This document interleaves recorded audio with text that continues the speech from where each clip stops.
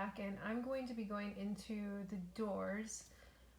So the doors and the stairs and the whole thing is going to need a lot of help, but especially the doors, it's a lot of solid color, and it would be ideal if we can go in this direction throughout, but if that's a little hard to follow, then we can just as long as we get the color down, and it's okay to leave some areas. For instance, I'm going to dip my finger in the Burnt Umber and the Yellow Ochre, which are the two colors that we're going to be using for the door, and we're going to start off and start placing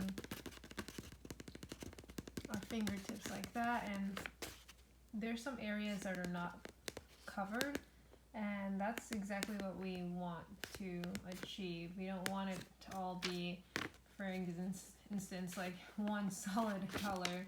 We want all those fingertips and all that nice texture and movement, and different energies to be involved within the door colors. So right now I'm just kind of just trying to fill it up just for the sake of the demonstration. So with the doors, definitely use your spritz bottle. It will help. You can spritz the area. Remember to continue spritzing your palette. And so we want to get all the fingertips. I'm just going to pretend I'm representing a lot of people, or you can just take your whole hand and dip all your fingertips in on the Burnt Umber and work it into the doors. So continue to do that. I'm just going to work on this area. It would be best, I left an area here on this arch where, let me see, this is the sketch version. I left an area right here.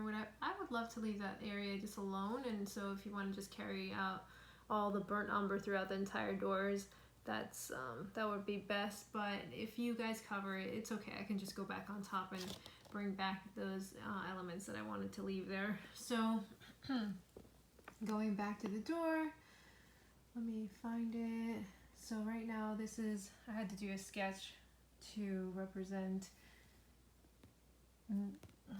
this area right here, which again we are going to be doing all of this door, and it looks like I keep getting paint on my iPad but it's alright, I could just get it off. So we want Burnt Umber throughout this entire doors and throughout the entire doors, and again you can just use all your fingertips and move it into the door and work it, and it's okay to leave some of those spots. So once we're finished, the whole door is finished with Burnt Umber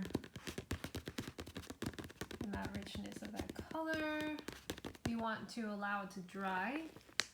Once that's dry, we are going to take Yellow Ochre, and you can put it all over your fingers too, and work that on top of the Burnt Umber, leaving the colors that were already there underneath, the Burnt Umber underneath, and now we're going to go on top of it with Yellow Ochre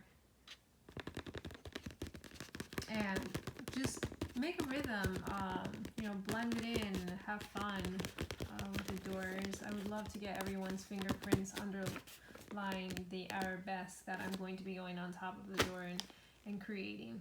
So that's that with the doors. To go over it one more time, Burnt Umber on top, underneath the Yellow Ochre. We're going to allow that to dry, and then we're going to go over it with Yellow Ochre and dab it in.